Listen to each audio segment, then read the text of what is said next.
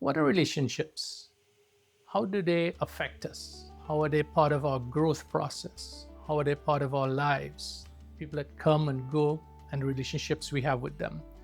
Relationships with our parents, relationships with our kids, with our family, with friends, with authority, with intimate partners, with our wives.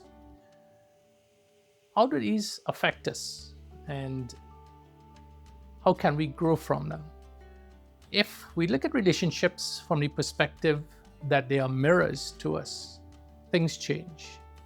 We start to realize that people come into our lives to help us grow. So let's start with our parents. They're usually the ones that we create our first relationships with. Basically, what they're doing is they are passing on what they believe is right for you. They are actually programming you an identity so that you can be part of society. So that's the first relationship we have. So your parents start to see you and create you as what they think you should be. Now, I'm not giving our parents a hard time. They've been conditioned too, and they're just doing the best that they can. So once we realize that, and especially today, when we're here now as an adult, and we start to realize that a lot of our triggers come from the creation, the programming that we were programmed early on. And I do talk about this uh, over and over because it is something that helps us realize where some of our blocks are and how we could remove those blocks. And that relationship early in our lives is very important to us today to realize the things that may not be true to us and to who we truly are. So we have to see how we may have been programmed by our parents. And you may see that you're triggered by certain things they say. You want to do something completely different to what they think you should be. And this is good because you're now coming open to who you truly are. And while we're young, and even now, we always think that our parents, everything they say is truth. And again, not to bash our parents, they just learned from who conditioned them. So now, if we start to trust ourselves and trust those feelings that are coming up, that make you feel, it doesn't resonate good. You have this feeling of something's not right. This is not who I am. Trust it. In my own case, I remember growing up, I had an opportunity to go to college. So after high school, my dad made it available. It was such a gift to be able to have the opportunity to go to college. And at that point, I had to choose, what am I going to study when I go to college? And in my family, and I'm sure there are others out there, our choice of careers would usually lead to something that would make the most money. Financial security was the goal. It wasn't about passion. It wasn't about what gifts do you have. What can you choose that's going to make the most amount of money? Financial security is very important. So went to college, did a bachelor's degree in computers and programming, which was difficult for me because that was not something that came natural to me. But I knew back then that I got into the technology field. It's definitely going to make me some money, right?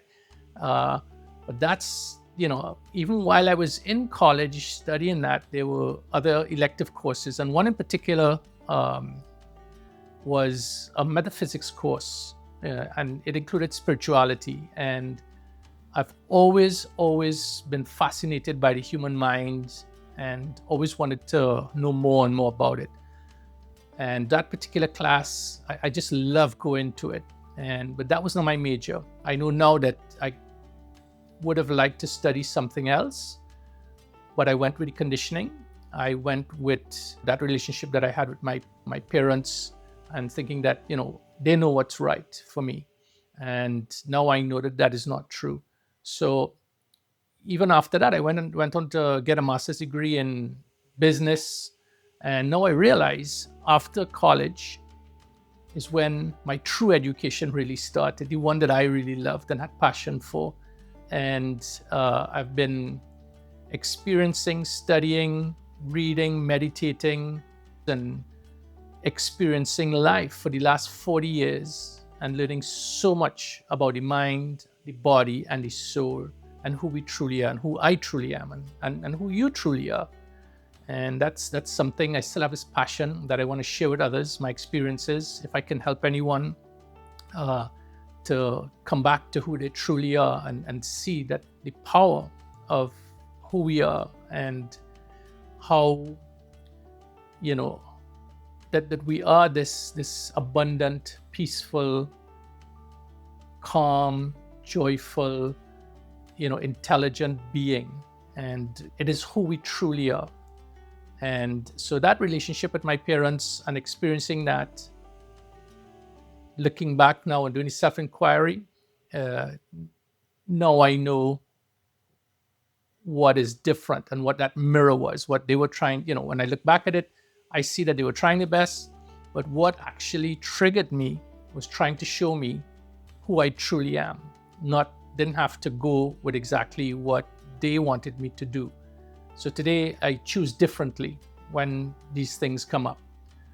We have those relationships. There's intimate relationships which can and do mirror to us. With a partner, wife, those intimate relationships, sometimes we think that it starts off all great and it's, the newness of it and the connection and all those things are good. But what really, when you bring people to, two people come together intimately, and the real work starts when that relationship triggers you. So for me, what I've seen is when I get triggered by those relationships, I know that there's something I need to look inside. There's something that person is showing me. I don't blame them for what they're doing.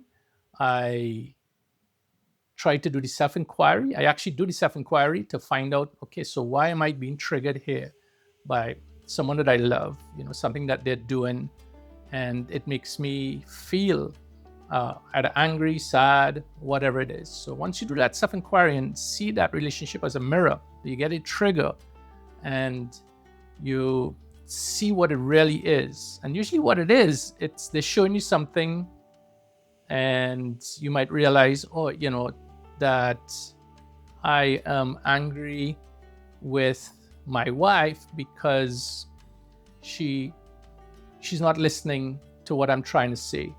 And it could lead back to, you weren't seen and heard when you were younger or in your lifetime. And now you can see that how important that is to you. So it's, that's just an example. Anything that triggers you in your relationship, just look at it. You'll know and come back. It'll show you, it's trying to show you the misalignment that you have with your true self.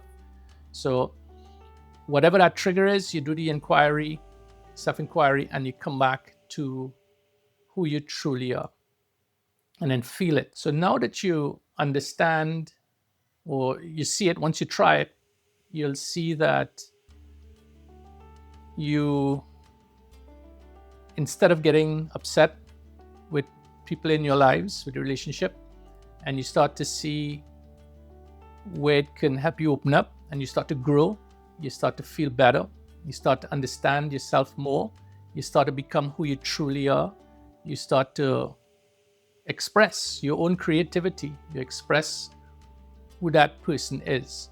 You have to look back to when we were younger. We also created an identity, not just by our parents, but to fit in, to be heard, to be seen. We created these identities and we still walk around with them. And once we're aware of those identities and we see that they don't work for us, it's really heavy upon us, on our, on our spirit, on our soul, we can now let those go. We can see the identity, I'm a perfectionist. I don't need to be. And sometimes, the reason I'm a perfectionist is because I might have been punished for trying to be creative.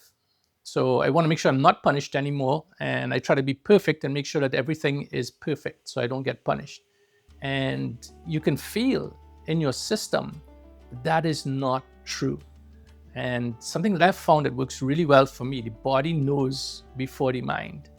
And we've been taught and live in a society that we analyze things from our mind, that this is where we figure things out. And the truth is, it's not. Our bodies know, and I know everyone's experienced this. And if you trust the body to give you that message, start there. Start with that feeling, because if to me the feeling starts there, and then it initiates the thoughts, and it goes into that cycle: feeling, thought, and we start. It just gets like a ball rolling, and it just explodes and gets more and more and more. So if we can realize that we can go and let the body show us, we get that. We call it intuition, gut feeling. That's when we know we start to connect with spirit. And the clearer you get, the more that connection, the stronger that connection gets, the more intuition you can feel. You start to understand it, the way the messages are passed on, from spontaneity, intuition, downloads. So start to trust the body. And this has been tested. I mean, Dr. David Hawkins has a book he wrote about power and force, and it's about kinesiology. And it just shows that the body can tell you if something is true or not. And what happens is, when something is true, the body stays strong. When something is false, the body gets weak. You can feel it. And once you start to feel your body, start to feel the feelings, and when you feel that something feels strong, yes, I can make a decision on that, and that feels good. And you felt it before. You just have to get familiar with those feelings. And then other times you just kind of feel weak, or something just doesn't feel right. It goes weak. Pause. Ask questions before you make a decision based on weakness, because your body's telling you something's misaligned here, and you need to rethink it. And I know everyone experienced that. We just ignore it. It's our connection to our true selves, our spirit, that is giving us a message. We have a choice. We can either listen to it or ignore it. And I know that my times when I've ignored it and I've looked back in hindsight, gosh, I could have made a different decision then. But this is just helping me to understand the communication, understand how to read tuition, how to accept it for what it is. And for me, I know it's the truth. The source sending that message through you, it is subtle. So when you start to see things get loud, it's coming from the mind. When it gets real noisy and confusing, it's the mind. So you need to quiet. That's what I do. I just find time to be quiet, breathe, and start to feel what the truth is. Look for that subtle energy that's very strong, but you can feel your body stronger. With all our relationships, with our children, they are our greatest teachers, our friends. Look at these relationships with someone loving who has come into my life to teach me who I truly am. And you look at it that perspective, you're probably not going to get angry at people anymore. And like even in my life today, the relationship I am in with my wife, when she has difficult situations or challenges in her life, I don't try to rescue her. And actually, I was a rescuer prior to that in all my relationships. And I realized with self-inquiry that I did that because I would try to rescue my mother from her pain when I was a child, when I was younger, growing up. And I always wanted to rescue from her pain. And I'd get into relationships where I can attract women that needed rescuing. And I've learned that you can't take away someone's journey by trying to rescue them. Why would I do that? That is their path. And no one can be rescued that way. So again, what I've learned is by self-inquiry, looking at the triggers that I've had in past relationships, why I attracted certain people, that I need to do something different. And I made those changes. And just to get back, my wife now, I give her the space, I give her the time, I let her know that she's seen and heard, and I support, and she knows that she's loved.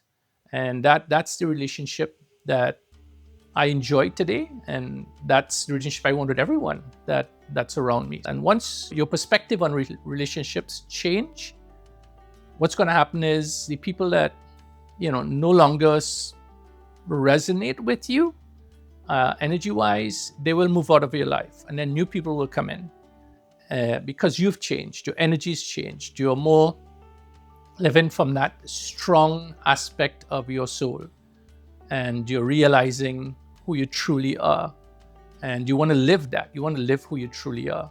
So just to kind of recap on how my process, and maybe you'll adopt your own.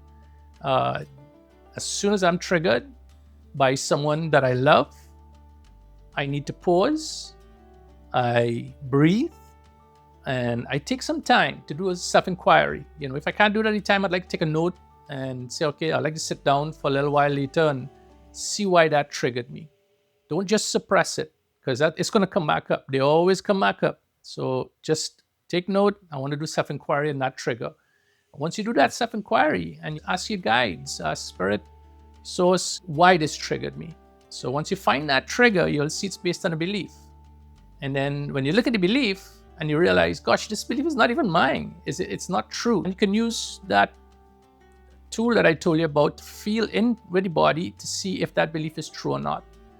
And once you identify that the belief is false, see what really is the truth about you, and replace that belief with the truth that you feel today in this moment, that who you truly are. And just keep aware. These things are going to come up, and then you see, all right, this is the belief, this is what I believe that's true for me, and I'm going to live from that this day forward. And it's a practice. You just practice doing that with everything. You start to see life differently. Opportunities open up. You just kind of so aware of spontaneity.